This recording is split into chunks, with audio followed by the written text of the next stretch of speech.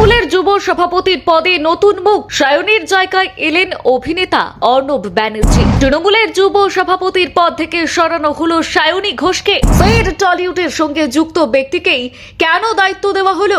কোনোদিনই মমতা এবং অভিষেকের হাত ছাড়ব না, যুব সভাপতি হয়ে দাবি অভিনেতার। বিধানসভা নির্বাচনের ফল প্রকাশের পর থেকেই তৃণমূল কংগ্রেসের অন্তরে একের পর এক সাংগঠনিক পরিবর্তন এবং রাজনৈতিক টানাপোড়েনের ছবি সামনে আসছে। দলকে নতুন করে গুছিয়ে তুলতে এবং পরিস্থিতি সামাল দিতে নেতৃত্বের তরফে একাধিক গুরুত্বপূর্ণ সিদ্ধান্ত নেওয়া হচ্ছে। রাজনৈতিক মহলের একাংশের মতে নির্বাচনে প্রত্যাশিত ফল না পাওয়ার পর দলনেত্রী মমতা ব্যানার্জি এখন সংগঠনকে আরও শক্তিশালী করতে বড় সড় রদবদলের পথে হাঁটছেন। আর এই আবহেই যুব তৃণমূলের নেতৃত্বে পরিবর্তন নিয়ে শুরু হয়েছে নতুন আলোচনা। সায়নী ঘোষের পরিবর্তে অভিনেতা অর্ণব ব্যানার্জিকে গুরুত্বপূর্ণ দায়িত্ব দেওয়া হয়েছে বলেই রাজনৈতিক মহলে জোর চর্চা চলছে। আর সেই সিদ্ধান্ত ঘিরেই সমাজ মাধ্যমে নানান প্রশ্ন উঠতে শুরু করেছে।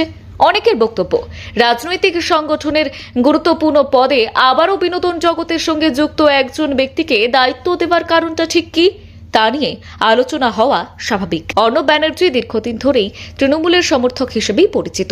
শুধু তিনি নন, তার স্ত্রী ময়না ব্যানার্জিও বিভিন্ন সময়ে সমাজ মাধ্যমে তৃণমূলের পক্ষে মত প্রকাশ করেছেন এবং বিজেপির সমালোচনা করেছেন।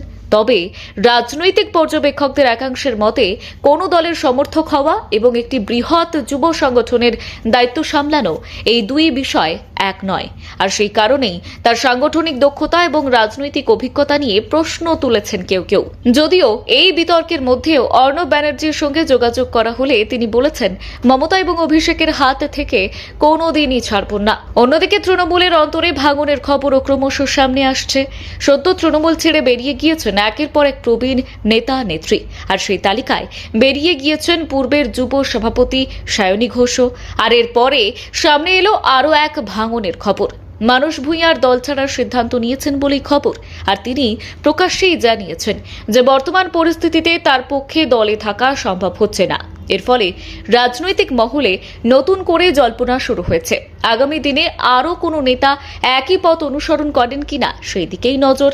এদিকে প্রবীণ সাংসদ সুদীপ বন্দ্যোপাধ্যায়কে ঘিরে রাজনৈতিক টানাপোড়েনের মধ্যেই উত্তর কলকাতার সাংগঠনিক দায়িত্ব দেওয়া হয়েছে কুণাল ঘোষকে। আর এই সিদ্ধান্তকেও অত্যন্ত তাৎপর্যপূর্ণ বলেই মনে করছেন রাজনৈতিক বিশ্লেষকরা। তাদের মতে দলের গুরুত্বপূর্ণ এলাকাগুলিতে নতুন নেতৃত্ব তুলে এনে সংগঠনকে পুনর্গঠনের চেষ্টা করছে তৃণমূল কংগ্রেস।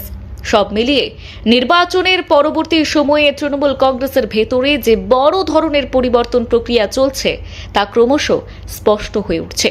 একদিকে দলত্যাগ, অন্যদিকে সাংগঠনিক রদবদল এবং নতুন মুখদের দায়িত্ব দেওয়া, সবকিছু মিলিয়ে রাজনৈতিক পরিস্থিতি যথেষ্ট চর্চার বিষয় হয়ে উঠেছে। এখন দেখার এই পরিবর্তনগুলি দলের সংগঠনকে কতটা শক্তিশালী করতে পারে এবং আগামী দিনে তৃণমূলের রাজনৈতিক কৌশলে কী ধরনের প্রভাব ফেলে। ব্যুরো রিপোর্ট, গলসি বার্তা।